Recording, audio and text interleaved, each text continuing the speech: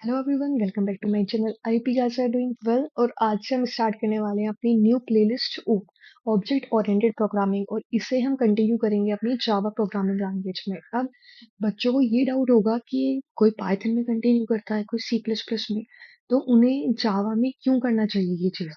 क्योंकि जावा हमारी एक ऐसी लैंग्वेज है जो कि प्रिपेयर जब वो बनाई गई थी, वो इसी कॉन्सेप्ट को रख के बनाई गई थी।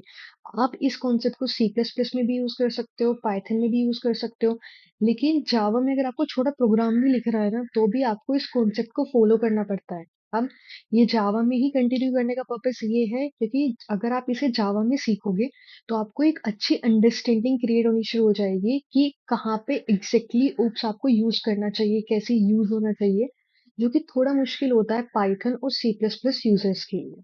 ठीक। दूसरा ये है कि हमें यही टॉपिक क्यों पढ़ना चाहिए। आप चाहे सेकंड ईयर में हो, चाहे थर्ड ईयर में हो, चाहे फोर्थ में, चाहे ग्रेजुएशन कंप्लीट कर ली हो और आप कोई दूसरी कंपनी के लिए प्रिपेयर कर रहे हो, तो ये टॉपिक सामने वाले को ये अंडरस्टूड करने में हेल्प करता है कि आप जिस कोडिंग को कर रहे हो उसमें अगर आप ऊप के कॉन्सेप्ट को फॉलो करते हो, तो उससे ये समझ में आता है कि आपकी जो कोडिंग स्टाइल है वो बहुत स्ट्रक्चर्ड वे में है। मतलब कि अगर आप किसी कंपनी को लीव करते हो तो सेकंड पर्सन आकर उसे इजीली समझ सकता है। ऐसा नहीं कि आपने एक ही फाइल ली और उसी में सारा कोड कर दिया और खत्म। दूसरा बंदा आ रहा है, 3000 लाइन का कोड है, फिर उसे समझने बैठा तो वो बहुत टाइम कंज्यूमिंग हो जाता है। तो आप जब भी किसी कंपनी में जाओगे तो वहां पे आपका ऊप्स का कॉन्सेप्ट जरूर देखा जाता है। आपने हमेशा एक्सपीरियंस का, जब आप अपने सीनियर से पूछते होगे कि आपको क्या चीज अपने इंटरव्यू के लिए पढ़नी चाहिए, वो सबसे पहले उनका जवाब होता है ऊप्स कॉन्सेप्ट। अब मैं यहाँ पे मेरे नोट्स प्रिपेयर हैं पूरे। अगर आप देखो तो 20 पेजेस के नोट्स हैं। मैं चाहती तो इसे वन शॉट में भी निकाल सकती थी, पर मुझे लगता है कि वो एक फेयर ट्रेड नहीं होता आपके साथ मेरा, क्योंकि एक शॉट में इस पूरे कॉन्सेप्ट को समझाना बहुत मुश्किल होता है। मतलब मैं अपनी तरफ से मल्टीपल पार्ट्स में क्रिएट करके आपको एक वीडियो दे सकती थी, लेकिन आपके लिए क्या मुश्किल होगा, 1 घंटा या 1.5 घंटा एक ही लेक्चर पे बैठना और उसी स्टेट ऑफ माइंड से पूरा कंटिन्यू करना, वो बहुत मुश्किल हो जाता है। कुछ ना कुछ आप जरूर मिस कर देते। तो हम क्या करेंगे, यहाँ पे छोटे छोटे लेक्चर्स लेकर आएंगे सिंगल सिंगल टॉपिक पे, और इसे एक फ्लो के साथ पढ़ेंगे। ऐसा नहीं कि हमने पढ़ लिया कि ओप्स में ये चीजें मुझे पढ़नी होती है और मैं बस यही चीज पढ़ूंगी और खत्म। ऐसा कुछ नहीं होने वाला है। जब आप इस वीडियो को कंटिन्यू करोगे, इस प्लेलिस्ट को, तो आपको समझ में आएगा कि एग्जैक्टली ये कितनी बेनिफिशियल रहेगी आपके लिए। ठीक। अब मेरा जो पैटर्न रहने वाला है वो इसमें आपको ये समझाना है, एक तो टूल यूज करना इंटेलिजे। अगर आप जावा एंथुसिस्ट, मतलब कि आपको जावा में ही अपना करियर परस्यू करना है, तो आपको इंटेलिजे, एक्लिप्स, ये सब टूल्स यूज करने आने चाहिए। ठीक है। अभी तक मैंने कवर किया था एक एसक्यूएल की सीरीज, जिसमें मुझे बहुत अच्छा रिस्पॉन्स मिला, स्टूडेंट्स ने बहुत अच्छे से फॉलो किया। तो मैं चाहती हूँ कि वो सेम रिस्पॉन्स मुझे इस वीडियोस पे भी मिले। और जो इसका पैटर्न रहने वाला है पूरे पेज का, सबसे पहले हम थ्योरी डिस्कस करेंगे। एक टॉपिक को डिस्कस करने के बाद हम इंटेलिजे पे जाके उसका प्रैक्टिकल करेंगे, और जब हमारा थ्योरी पार्ट और प्रैक्टिकल कंप्लीट हो जाएगा, फिर हम कोशिश करेंगे एमसीक्यूज प्रैक्टिस करने की। क्योंकि जब हमारे कंपनीज के राउंड होते हैं और लाखों बच्चे बैठते हैं, उसमें तो एक फिल्टर राउंड होता है, सबसे स्टार्टिंग वाला राउंड होता है, और उसमें हमारा ऊप्स का सेक्शन जरूर आता है। तो हमें यह कोशिश करनी है कि जब हमारे पास एक प्रोग्रामिंग क्वेश्चन आ रहा है, तो हम उसे विद इन अ मिनट कैसे सॉल्व कर सकें, वो सब चीजें हम लास्ट में प्रैक्टिस करेंगे। और जितनी मेरी अंडरस्टैंडिंग है, इस प्लेलिस्ट में अप्रोक्स 25 to 30 लेक्चर्स होने वाले हैं। लेकिन ये मैं आपसे प्रॉमिस करती हूँ कि जब आप इस प्लेलिस्ट को एंड करोगे ना, तो आपको उसको कभी दोबारा नहीं पढ़ना पड़ेगा, कोई डाउट नहीं रहने वाला। इंटरव्यू क्वेश्चन सब कुछ हम डिस्कस करेंगे। ठीक है। और ये जो लेक्चर है, एक बेसिक इंट्रो लेक्चर रहने वाला है इसका, जिसमें हम थोड़ा बहुत पढ़ेंगे, लेकिन नेक्स्ट लेक्चर से हमारी प्रॉपर थियोरटिकल पार्ट स्टार्ट होने वाला है। ठीक। सबसे पहली चीज है आती है, हम बहुत छोटी टेक्निकल टर्म्स पढ़ना शुरू करेंगे। एक होता है प्रोसीजरल प्रोग्रामिंग और एक होता है ओप। अब दोनों में डिफरेंस क्या है, सबसे पहला क्वेश्चन ये भी पूछ लेते हैं जब आपके कॉलेजेस में इंटरव्यू राउंड होते हैं तब, या फिर सेक्शनल जो आपके वाइवा होते हैं उसमें भी। प्रोसीजरल प्रोग्रामिंग क्या होता है और उप्स क्या होती है। अब प्रोसीजरल प्रोग्रामिंग क्या होती है, हमारी जो हम नॉर्मल करते हैं, जो भी आप अभी तक करते हुए आ रहे हो, जिन्होंने उप्स कॉन्सेप्ट नहीं पढ़ा है, वो प्रोसीजरल प्रोग्रामिंग ही करते हैं। जैसे कि अगर मैं बताऊं कि आपने यहाँ पे कोड लिखा, इसमें कुछ फंक्शंस कॉल हो रहे हैं, वो आपने फंक्शंस ऊपर डिफाइन कर दिए। ठीक है।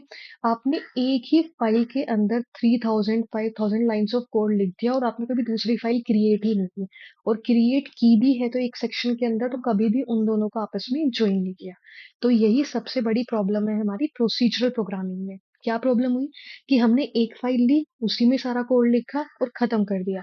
हमें फ़र्क नहीं पड़ता कि दूसरा बंदा उसे पढ़ेगा, एग्ज़ीक्यूट करेगा। तो सिर्फ़ उसी चीज़ को उस प्रॉब्लम को ओवरकम करने के लिए हम क्या कॉन्सेप्ट लेके आए यहाँ पे OOP का, ऑब्जेक्ट ओरिएंटेड प्रोग्रामिंग। इसके नाम से समझ में आ रहा है कि हमें किससे डील करनी है यहाँ पे, ऑब्जेक्ट से। ऐसी प्रोग्रामिंग जिसमें हमारे ऑब्जेक्ट्स क्रिएट होते हो, जो कि ऑब्जेक्ट्स पे फोकस करती हो। अब अगर कोई आपसे सिंपली पूछता है कि प्रोसीजरल प्रोग्रामिंग क्या होती है, तो आप सिंपल बताओगे प्रोसीजर्स होते हैं हमारे फंक्शंस या मेथड्स, इस तरीके से। तो राइटिंग प्रोसीजर्स या फिर मेथड जो कि परफॉर्म करते हैं specific operations on a data, जैसे आपने पैलिंड्रोम का फंक्शन लिखा होगा, आर्मस्ट्रॉन्ग का फंक्शन लिखा होगा, तो आपका क्या रहता है, आपका मेन फंक्शन यहाँ हुआ, ऊपर आपने वो फंक्शन लिख दिया, खत्म। जब आप दूसरी फाइल बना रहे हो, उसमें आपको दोबारा से आर्मस्ट्रॉन्ग नंबर की नीड पड़ रही है, तो आप उस फंक्शन को उसके ऊपर डिफाइन करते थे। तो ये होता है आपका प्रोसीजरल प्रोग्रामिंग। लेकिन ऊप्स क्या हेल्प करता है, हमें हेल्प करता है क्रिएट करने में डिफरेंट ऑब्जेक्ट्स जिसके अंदर डेटा होंगे। डेटा मतलब कि हमारे वेरिएबल्स। डेट यहाँ पे दो टर्म्स यूज आने वाली हैं ऊप्स में, एक आएगा एट्रीब्यूट्स या डेटा या फिर वेरिएबल। ये आप यूज करने वाले हो, डेटा, एट्रीब्यूट्स या फिर वेरिएबल। और इसका मतलब होता है सिंपल, जो कि हम डेटा टाइप ऊपर बता देते हैं ना कि int x is equals to 5 है, तो जो वो एक्स होता है उसको हम बोलते हैं डेटा टाइप या फिर वेरिएबल। और जो मेथड, जो कि फंक्शन आप लिखते थे, उसे हम यहाँ पे बोलने वाले हैं मेथड्स। ऐसे ऑब्जेक्ट्स क्रिएट करना जिसके अंदर या तो वेरिएबल्स भी हैं, डेटा है मतलब, और साथ में उसके मेथड्स भी हैं। अब ऊप्स आपको समझ में बाद में आया कि एक्जेक्टली ऊप्स प्रोग्रामिंग हम करते कैसे हैं। अभी सिर्फ एक बेसिक ओवरव्यू क्रिएट कर लो कि हाँ ऐसा ऐसा होता है इसमें। अब इसमें क्या होगा हमारा कि अगर कोई पूछता है आपसे कि ऊप्स को आपको क्यों यूज करना चाहिए प्रोसीजरल प्रोग्रामिंग के कंपैरिजन में, मतलब आप प्रोसीजरल प्रोग्रामिंग कर रहे हो, ऊप्स आपके पास है, तो आपको ऊप्स को क्यों ऊपर रखना चाहिए, प्रायोरिटी देनी चाहिए प्रोग्रामिंग, प्रोसीजरल प्रोग्रामिंग के कंपैरिजन। तो सबसे पहला क्वेश्चन आता है कि जब भी हमारा जो कोड है वो कंपाइल होता है, कंपाइल टाइम पे या फिर रन टाइम पे, जो उसकी टाइम कॉम्प्लेक्सिटी है, मेमोरी कॉम्प्लेक्सिटी है, वो कम आती है, मतलब कि वो अच्छी तरीके से परफॉर्म कर पाता है, मतलब कि वो क्या होता है, फास्टर होते हैं। किसके कंपैरिजन में, प्रोसीजरल प्रोग्रामिंग के कंपैरिजन में। दूसरी चीज, वो क्या हेल्प करते हैं हमें, वो हेल्प करते हैं ये फिगर आउट करने में कि डोंट रिपीट योर सेल्फ वाला कॉन्सेप्ट। कि मतलब आपने एक बार कोड लिख लिया, एक ऑब्जेक्ट के अंदर आपने वो कोड लिख दिया, अब आप उसी ऑब्जेक्ट को है ना मल्टीपल फाइल्स के अंदर यूज कर पा रहे हो। तो अगर आपके पास ये ऊप्स वाला कॉन्सेप्ट नहीं होता, तो आप क्या करते, हर एक फाइल में उस फंक्शन को टॉप पे राइट करते। और वो 4 बार लिखने से अच्छा है कि आपने क्या करा, उसकी एक अलग से फाइल क्रिएट कर दी और उसी को आप मल्टीपल जगह पे यूज कर रहे हो। तो ये वाला कॉन्सेप्ट होता है हमारा डोंट रिपीट योरसेल्फ। इसके साथ आता है हमारे पास make the code easier to maintain, modify, debug. अब ऐसा क्यों होता है, सबसे पहली बात तो जब हमारा डेटा अलग अलग सेपरेटेड होगा, तो हमें ये पता लग जाए, मेंटेन करने में आसान रहेगा कि हाँ यार ये डेटा हमारा यहाँ पे रखा हुआ है और ये डेटा हमने यहाँ रखा हुआ है। तो क्लीन रहेगा कोड अंडरस्टूड करने में कि हमें अगर ये फंक्शन देखना है तो हमें ए फाइल में जाना चाहिए, ये फंक्शन देखना है तो बी फाइल में जाना चाहिए। दूसरी चीज, अगर किसी फंक्शन में कोई प्रॉब्लम आई, तो हमें पूरी फाइल अपडेट करने की बजाय उस पर्टिकुलर फंक्शन को अपडेट करना पड़ेगा। सिर्फ मॉडिफाई इसमें बहुत इजी हो जाता है। साथ में डीबग, हमें पता लग गया कि हमारा पैलिंड्रोम नंबर में प्रॉब्लम है, तो हम क्या करेंगे, सिंपल इस फाइल में जाएंगे, यहाँ पे अपना कोड चेंज करेंगे, जो कि सारी की सारी फाइल्स में रिफ्लेक्ट हो जाएगा। तो सबसे पहले तुम्हें पता लग गई प्रॉब्लम इजीली कि पैलिंड्रोम में प्रॉब्लम है, एक जगह मॉडिफाई किया, हर एक जगह उसका रिफ्लेक्शन आ गया कि मतलब हाँ ये कोड यहाँ पे करेक्ट हुआ है, तो सेम तरीके से वो एग्जीक्यूट होगा उन चारों की चारों फाइल्स में। और सबसे इम्पोर्टेंट पार्ट है कि हमें ये स्ट्रक्चर प्रोवाइड करता है कि कोड को जब हमें लिखना है तो उसका स्ट्रक्चर कैसा होने वाला है। एक ऐसा स्ट्रक्चर्ड कोड जो कि अगर आपके पास कोई 2 या 3 बंदे उस पे काम करने वाले हैं, या फिर बहुत लॉन्ग टर्म का प्रोजेक्ट है, तो वो इजीली अंडरस्टूड कर पाए कि एग्जैक्टली कोड क्या करता है यहाँ पे। फिर आता है हमारे पास लेस कोड। समझ में आया होगा कि 4 जगह लिखने से अच्छा आपने एक जगह लिख दिया, तो इसका मतलब कि यहाँ पे लेस कोड। और लेस कोड हुआ मतलब लाइन ऑफ कोड्स कम है, तो डेवलपमेंट टाइम भी उसमें कम लगने वाला है। अब यहाँ पे क्या है ना, हमारी दो टर्म्स होती है टेक्निकल टर्म, एक होता है क्लास, एक होती है ऑब्जेक्ट।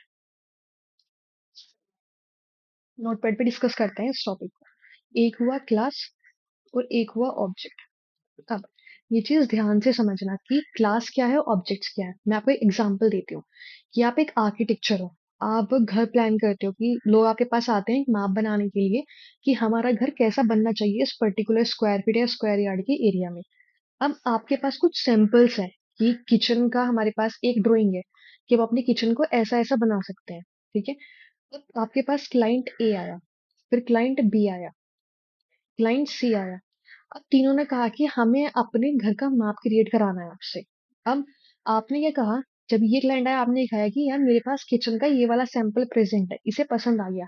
इसने कहा कि मैं अपने घर में ये ही करवाने वाला हूँ। बी को दिखाया, बी ने कहा यार मुझे भी पसंद आ गया, मैं भी ये कराने वाला हूँ। सी को भी दिखाया और सी को भी पसंद आ गया। अब ये क्या है, ये एक सिर्फ पेपर पे ड्राइंग है। ये क्या है, पेपर पे ड्राइंग है कि हाँ ऐसा ऐसा हम स्ट्रक्चर आर्किटेक्चर प्रिपेयर कर सकते हैं आपके घर में किसी भी किचन एरिया का। अब जब वो रियल में इनके पास एक लैंड है, इनके पास एक लैंड है, इनके पास भी, इस पे वो घर बन रहा है ऑफ कोर्स। तो यहाँ पे आपने उसे इम्प्लीमेंट कर दिया और इनका यहाँ पे किचन प्रिपेयर हो गया सेम डिजाइन के साथ। थोड़ा बहुत बाद में चेंज हो सकता है, वो अलग चीज है। अब जब तक ये पेपर पे था, क्या ये लैंड का कुछ भी हिस्सा ऑक्यूपाई कर पा रहा था? ये सिंपल एक पड़ा हुआ था ब्लूप्रिंट टाइप, मतलब ये क्या था, एक ब्लूप्रिंट था कि हाँ हम ऐसा काम कर सकते हैं, इसको हम एग्जीक्यूट कर सकते हैं। और जब ये ब्लूप्रिंट रियल में आया, एग्जीक्यूशन में आया, तो उसने क्या किया, लैंड का या फिर कुछ भी हिस्सा ऑक्यूपाई किया। इसने क्या किया, यहाँ पे ऑक्यूपाई करना शुरू कर दिया कुछ छोटा सा पार्ट।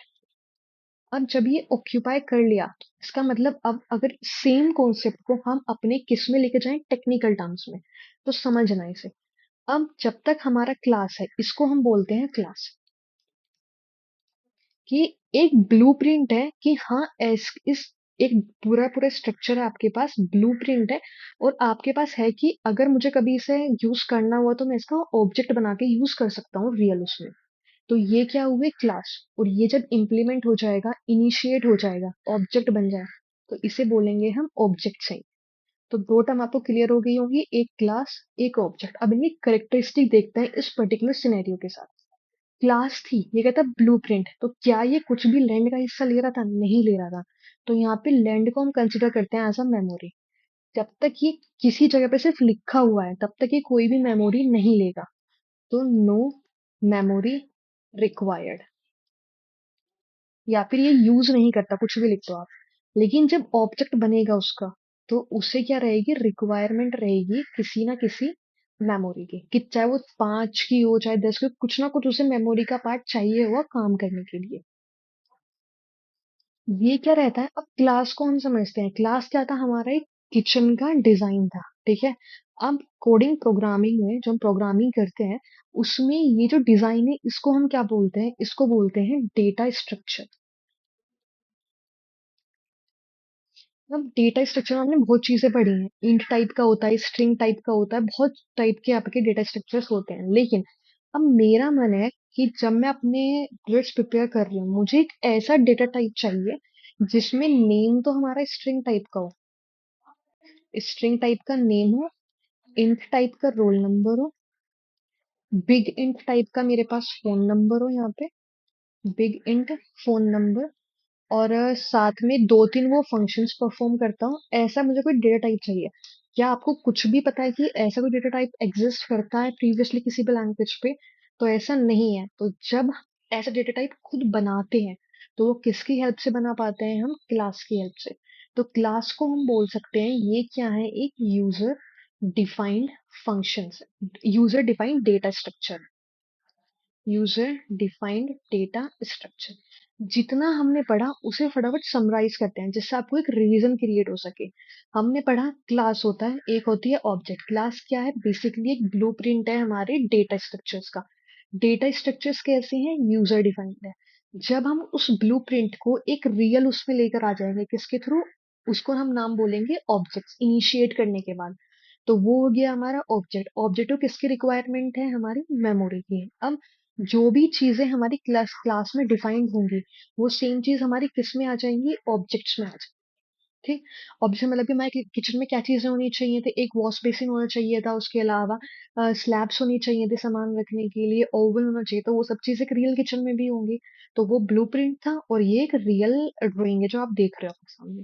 तो यही है आपके नोट्स में प्रिपेयर कि क्लास क्या है, एक तरीके से ब्लूप्रिंट है हमारे ऑब्जेक्ट्स का, और ऑब्जेक्ट्स क्या है हमारे इनिशिएट होते हैं क्लास के थ्रू। जैसे मैंने आपके लिए एग्जाम्पल लिखा है बैंक अकाउंट्स। अब बैंक अकाउंट्स में क्या क्या चीजें हो सकती हैं अगर हम एट्रीब्यूट्स या फिर वेरिएबल की बात करें, एक हो सकता है अकाउंट नंबर, होल्डर का नाम हो सकता है, कितना बैलेंस हो, और भी बहुत सारी डिटेल्स हो सकती हैं। अब किसी भी बैंक अकाउंट में क्या क्या फंक्शंस परफॉर्म हो सकते हैं, डिपॉजिट का फंक्शन मतलब हम कुछ पैसे डिपॉजिट कर रहे हैं, या फिर विड्रॉ कर रहे हैं कुछ पैसे, या फिर लोन ले रहे हैं, तो ये हमारा एक ब्लू प्रिंट होगा कि हाँ अगर किसी का बैंक अकाउंट खुलेगा इस पर्टिकुलर बैंक में, तो उसके पास अकाउंट नंबर आ जाएगा, उसके पास एक नेम आएगा कि कौन उसे होल्ड कर रहा है, कितना उसके अकाउंट में बैलेंस है, या फिर वो क्या-क्या फंक्शन परफॉर्म कर सकता है, डिपॉजिट, विथड्रॉल और लोन का। ठीक है? अब मान लो मैं गई बैंक में और मैंने कहा कि मुझे अपना एक अकाउंट ओपन कराना है। अब मुझे एक अकाउंट नंबर दे दिया जाएगा। मेरा नाम उस पे मेंशन कर दिया, कितना बैलेंस है, मान लो मेरे पास $5000 है, तो वो बैलेंस मेरा वहाँ शो होने लग जाएगा। और इसके अलावा मैं इन रुपीज़ में कुछ डिपॉज़िट कर सकती हूँ, इसमें से कुछ निकाल सकती हूँ, या इनके ऊपर कुछ ना कुछ लोन ले सकती हूँ। तो ये मेरे पास क्या आ गया? ये हो गया ऑब्जेक्ट, और ये क्या हो गई हमारी क्लास। अब बात आती है, हमें ये समझ में आ गया कि क्लास क्या है और ऑब्जेक्ट क्या है। लेकिन अब बात है कि हम इन्हें कोड कैसे करेंगे? हुँ, उससे ये पहला क्वेश्चन है कि क्लास हमारे पास मान लो है, हमें उसका ऑब्जेक्ट बनाना है। हम उस ऑब्जेक्ट को बनाएँगे किस तरीके से? हम उस ऑब्जेक्ट को बनाएँगे by using a new keyword. अब मान लो कि if we have a class of XYZ name, मतलब XYZ क्लास का नाम है, और अगर से कोई ऑब्जेक्ट्स क्रिएट होते हैं, उसका मतलब क्या होता है कि जो भी इसके अंदर एट्रीब्यूट्स और मेथड्स थे, वो सारे किसके अंदर आ चुके हैं? हमारे ऑब्जेक्ट के अंदर। ऑब्जेक्ट इनहेरिट्स मतलब ऐसा अपने पेरेंट्स से कुछ क्वालिटीज इनहेरिट करते हो ना नेक्स्ट जनरेशन में, तो वही चीज हो गया ऑब्जेक्ट। तो ऑब्जेक्ट क्या करता है? इनहेरिट कर लेता है सारे के सारे एट्रीब्यूट्स और मेथड्स को अपनी क्लास में से। ठीक है? और आपको ये पता ही लग गया कि अगर आपको किसी भी क्लास का ऑब्जेक्ट बनाना है, तो आप किस कीवर्ड का यूज करने वाले हो? न्यू कीवर्ड का। ठीक है? और क्लास क्या है? ये basically user defined data functions है। हम्म? और ये आपको बताया कि no memory is allocated to the class, class को कोई भी मेमोरी की रिक्वायरमेंट नहीं होती है। लेकिन अगर ऑब्जेक्ट को हमने एक बार इनिशिएट कर दिया, तो इसका मतलब कि वहां पे वो मेमोरी को यूज करने वाला है। तो यहाँ तक हम इस लेक्चर में करने वाले हैं। इससे पहले, इस पर्टिकुलर लेक्चर को मैं एंड करने से पहले आपको ये बता देती हूँ कि आपका होमवर्क क्या होने वाला है। आपको सबसे पहले इंटेलिजे डाउनलोड करना है। इंटेलिजे यूज करने का पर्पज सिर्फ यहाँ पे ये है कि मोस्टली कंपनीज इंटेलिजे यूज कर रही हैं। सबसे बड़ी इसकी एडवांटेज ये है कि यहाँ पे आपको बहुत सारा मतलब अगर आप कोड कर रहे हो, तो आपको जैसे मैं आपको एग्जांपल दूं, आपको एरर्स का इजीली पता लग जाता है। कहीं आपकी एरर आई तो उस पर अंडरलाइन के बाद एरर इजीली शो हो जाता है, ईज़ी टू डीबग होता है। तो बहुत सारे इसके बेनिफिट्स हैं, इतना ज़्यादा एक्सप्लेन मैं नहीं करने वाली हूँ यहाँ पे। पर आपको वो करना है, ये इंटेलिज जगह कम्युनिटी एडिशन डाउनलोड करना है। आप सिंपली क्रोम पे जाना है, लिखना, वहाँ पे सर्च करना इंटेलिज कम्युनिटी वर्जन डाउनलोड, और आप अपने विंडोज़ के कॉन्फ़िगरेशंस के अकॉर्डिंग उसे डाउनलोड कर लेना। जब आप उसे ओपन करोगे तो आपको बिल्कुल ब्लैंक दिखेगा। उसके बाद आपको क्या करना है, यहाँ पे न्यू पे जाओगे और हम एक न्यू प्रोजेक्ट शुरू करने वाले हैं। उस प्रोजेक्ट का नाम देना, सिंपली यहाँ पे लिख देना ऊप्स प्रैक्टिस। ठीक है? और अपनी लोकेशन डिसाइड कर लेना कि कहाँ पे आप इस प्रोजेक्ट को सेव करने वाले हो अपने सिस्टम में। से मैं डेस्कटॉप पे करने वाली हूँ। लैंग इंटेलिजे हमें है ना फीचर्स देता है कि हम अपनी यहाँ पे कोडिंग है ना मल्टीपल लैंग्वेजेस में करने वाले हैं। या तो आप जावा में कर लो, कोटलिन में कर लो, ग्रोवी, एचटीएमएल, कुछ और भी आप यहाँ पे सिलेक्ट कर सकते हो, लेकिन हमारा यहाँ पे रहेगा जावा। तो जावा सिलेक्ट करना और यहाँ पे मेवन कर लेना। ये मैं आपको नहीं एक्सप्लेन करने वाले कि एग्जैक्टली होते क्या है, लेकिन अगर आपने जावा के फ्रेमवर्क्स थोड़े बहुत भी स्टडी किए हैं, तो आपको ये इजीली समझ आएगा कि मेवन एक तरीके का इसका फ्रेमवर्क होता है। ग्रेडल्स में भी आप अपने प्रोजेक्ट्स बिल्ड कर सकते हो, तो वो सब चीजें अभी स्किप कर दो आप। और जेडीके, जिन्होंने जावा थोड़ा बहुत भी पढ़ा है उन्हें पता होगा, एक जेवीएम होता है, एक जेडीके होता है। और जेडीके होता है जावा डेवलपमेंट किट। मतलब इसके थ्रू इतना समझ लो कि इसके थ्रू आपका प्रोजेक्ट यहाँ पे रन होने वाला है। और यहाँ पे हमें एडवांस सेटिंग में कुछ नहीं करना। हाँ, एक होती है ग्रुप आईडी, या फिर एक काम करेंगे, इसके बारे में हम कभी और डिस्कस करेंगे। यहाँ हमें इतनी रिक्वायरमेंट नहीं है कि हमें ओप्स समझना है बस। ठीक है? और जब अपने प्रोजेक्ट का नाम दे दोगे, यहाँ पे सिंपली क्रिएट पे क्लिक कर देना, और आप पे क्या हो जाएगा, प्रोजेक्ट क्रिएट हो जाएगा। इसके बाद हम कंटिन्यू करने वाले हैं अपना नेक्स्ट वीडियो। और आपको देखना होगा आपका सही से सेटअप हो चुका है, तो सिंपली यहाँ क्लिक करना और रन कर लेना फंक्शन को। देखो यहाँ पे शो हो रहा होगा आपको नीचे कि हाँ आपका प्रोडक्ट क्या होना शुरू हो चुका है, बिल्ड होना शुरू हो चुका है। एक बार ये बिल्ड होगा उसके बाद ये रन करना शुरू कर देगा। अब ये बिल्ड होने में थोड़ा टाइम लेगा। तो अगर ये सक्सेसफुली रन हो जाता है, इसका मतलब कि आपका प्रॉपर सेटअप हो चुका है। देखो यहाँ पे क्या हो गया, सिस्टम डॉट आउट डॉट प्रिंटल।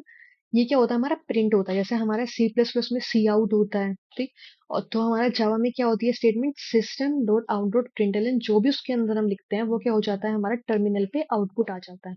तो अगर आपका यहाँ पे क्या शो हो रहा है, हेलो वर्ल्ड, इसका मतलब कि आपका सेटअप सही से हो चुका है और अब आप क्या करोगे, सेकंड लेक्चर पे मूव कर जाओगे, ठीक है। ध्यान रखना, अगर आप चाहे तो ये नोट्स भी डाउनलोड कर सकते हो डिस्क्रिप्शन बॉक्स में से, वरना आप थोड़ा टाइम दो, लेक्चर्स पढ़ो, उसके बाद ही नोट्स पे जाना, ठीक है। प्रॉपर सेटअप कर लो, जितना मैंने बेसिक समझाया उसका रिवीजन कर लो, और फिर मूव करना सेकंड लेक्चर्स की तरफ, ठीक है। मिलते हैं नेक्स्ट वीडियो में, तब तक thank you and bye bye.